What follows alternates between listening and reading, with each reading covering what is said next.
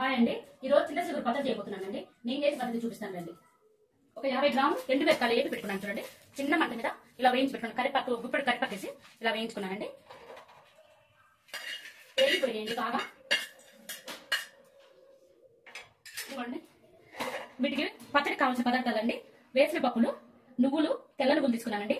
1.5 spoon ధనియాలు తీసుకున్నా, 1/2 spoon జీలకర్ర తీసుకున్నానండి, 1/2 స్పూను మెంతులు తీసుకున్నానండి. ఇది వచ్చి చిన్నపాయలు 2 గడ్డలు తీసుకున్నానండి. నాకు చిన్నపాయలు ఇష్టంగా తింటాం కాబట్టి 2 గడ్డలు చిన్నపాయలు తీసి పెట్టుకున్నా. పచ్చట్లకి ఒక ఉల్లిపాయ కట్ చేసి పెట్టుకున్నానండి. ఇది 100 గ్రాములు అండి. 100 గ్రాములు చింత చిగురు తీసుకుని కడిగి దీంట్లో వడబుట్టలు వేసి పెట్టుకున్నానండి. ఇంకా ఇవన్నీ దూరంగా నీట్గా వేయించుకుందామండి.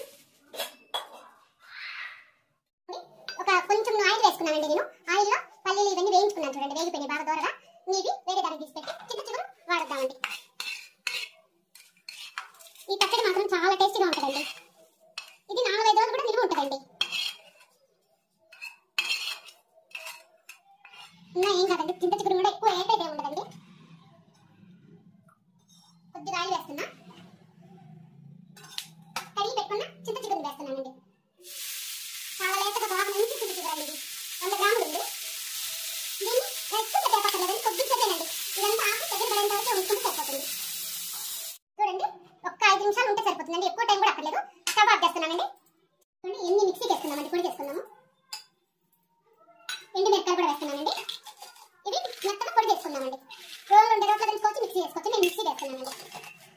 నేను మిక్సీ వేస్తానండి. ఉప్పు అండి, రుచికి తగ్గట్టు ఉప్పు అండి. ఇలా మిక్సీ వేసేస్తున్న పొడి. ఇప్పుడు చిన్నులపాయ వేస్తున్నానండి. చింత చిగురు అండి, ఇది వేస్తున్నా. ఒక గ్లాసు వాటర్ వేసుకున్నామండి. వాటర్ వేసుకొని తిప్పుకుందాం. మిక్సీ తిప్పుకొని తర్వాత చూపిస్తానండి మీకు. ఇలా మిక్సీకి వేసుకున్నానండి.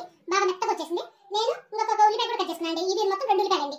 మాకు కొంచెం ఇది 100 గ్రాములు చింత చిగురు కాబట్టి నేను 2 ఉల్లిపాయలు వేసుకున్నానండి. ఆయిల్ పెట్టుకున్నా. ఇదిగోండి, జీలకర్ర వేస్తున్నా. 3 ఎండుమిరపకాయలు తీసుకున్నానండి. కరివేపాకు, పసుపు అండి,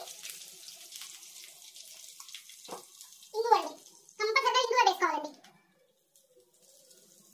టేస్ట్ బాగుంటుందండి ఇంగువ పట్టే. వేగిపోయిందంటే స్టవ్ ఆఫ్ చేస్తున్నా.